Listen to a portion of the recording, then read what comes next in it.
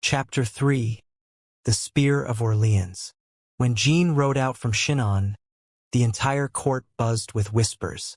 A peasant girl, untrained in warfare, wielding no sword, armed only with a banner and a burning faith.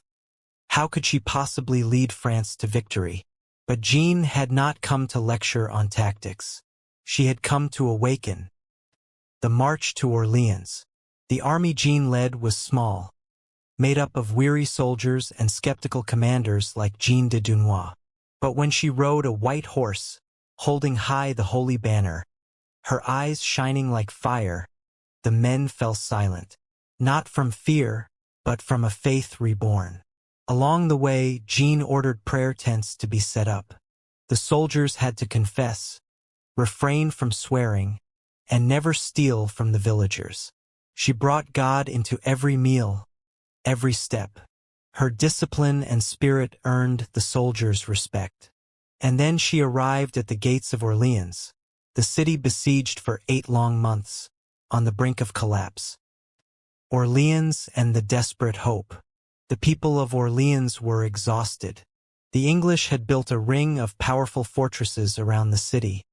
Les Tourelles, Les Augustines, and more. Inside, food was scarce and hope had withered. When Jeanne arrived, the whole city poured out to meet her.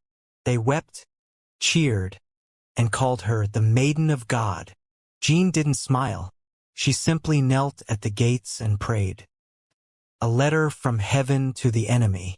Before the fighting began, Jeanne sent 3 letters to the English commander, William Glasdale. In them she wrote, "You who occupy the holy land of God, turn back.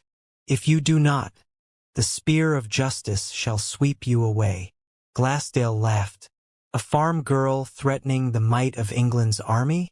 What he didn't know was that the Spirit of God marched with her. The Battle of St. Lô. The first assault began at the fortress of St. Lô. Jeanne, without sword, without shield, carried only a white banner adorned with golden lilies. She led the charge through smoke and gunfire. When she climbed the embankments, her banner flapping amidst a storm of arrows, the French, for the first time in years, did not flee. St. Lô fell. A voice amid the fire. Jeanne did not revel in victory.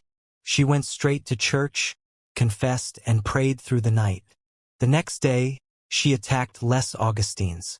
Once again, the banner flew forward, and the English retreated in fear. But the true test lay ahead, at Les Tourelles, the strongest fortress, where Glasdale held out like an old, defiant wolf.